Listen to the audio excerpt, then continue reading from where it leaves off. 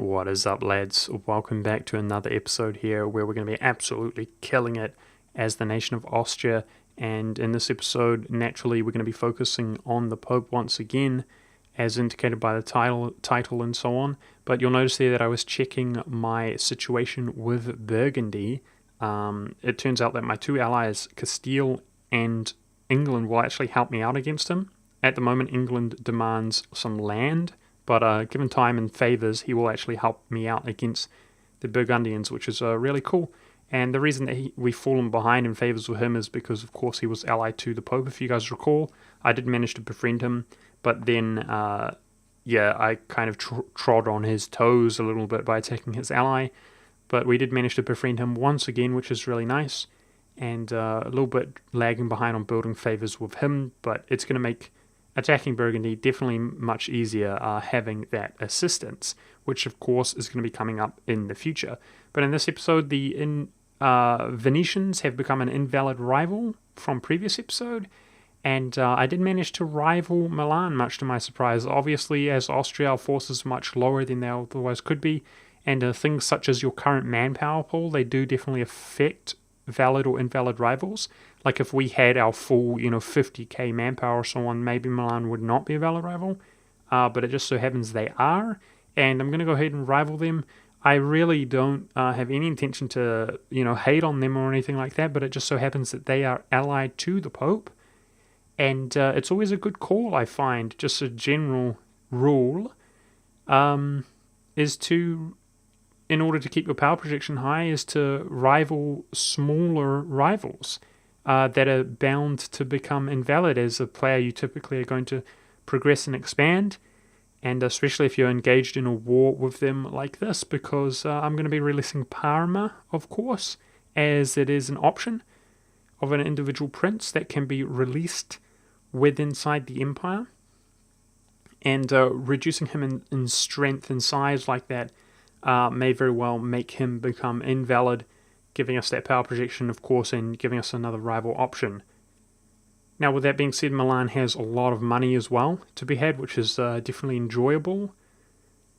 But you will notice, guys, I got a little cheeky event here for reduced aggressive expansion, which is like a just random event that comes along, which is really nice and very much appropriate. But if you were paying attention, you'd see that we did have a bit of a coalition building, regardless, and we would certainly have a little bit more of a coalition if we did not get that event. But I assure you guys that it is definitely manageable. Take note that my diplomats are just being jammed. I'm literally just kind of improving relations with nobodies right now, as you can see, 3 one-province miners. But it's important to keep them utilized and maxed out. Now, it just so happens that I'm also being voted fairly nicely, despite my aggressive expansion, as the Emperor. So I have sort of stabilized a bit. And this is what I kind of consider to be the middle ground in terms of getting votes. Like, in the beginning of the game, you're obviously going to struggle to get votes, especially when you're aggressive. But there is kind of a stabling point where you begin to unlock reputation via advisors and so on, and your traditions. I have the event, which is unique to Austria right now, +1 Diplo rep. But as you continue to unlock from influence or Diplo ideas and get that Diplo reputation from the Pope down the line, once the Pope is, not your enemy, it's an absolute breeze to get those votes. And it's definitely important right now when you're in that contentious kind of period that you get that one vote, when it might not be kind of consistent. That's very important. So definitely make sure to keep your eye on the ball there, and having Bohemia as in your union definitely helps out in that situation.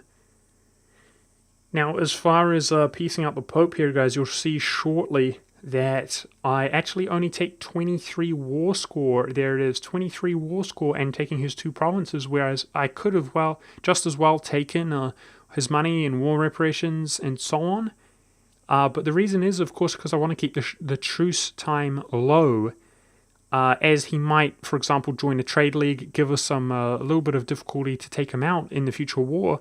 We want to make sure that we have more than enough time to take him out before the shadow of Italy, kingdom, blah, blah, blah thing fires, which, of course, Rome itself is the only province remaining that we actually need. And naturally, next up, we're going to be moving on to bigger and better things as we have Bohemia, Hungary, and essentially all of Italy. We just need to deal with that one province minor when our truce comes up. So really looking forward to showing off the tactics in upcoming episodes, guys. And this was a shorter one. I apologize for that. I hope you guys enjoy nonetheless. Make sure to give me your feedback, whether in this episode, for example, I could have slowed the video down and had it longer. But definitely give me your feedback in regards to those things. Thanks for watching, and I hope you guys enjoyed this. I'll see you next time.